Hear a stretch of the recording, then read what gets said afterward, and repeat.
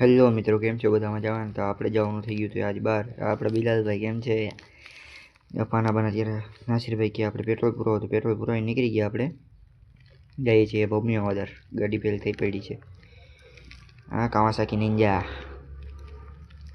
હા, આપણે અરમાન મલેક બોલે. ઓ આ ગાડી આપણે પહોંચી ગયા. તો ઓલી જ ગાડી છે, ફેલ થઈ ગઈ હતી પહેલાં.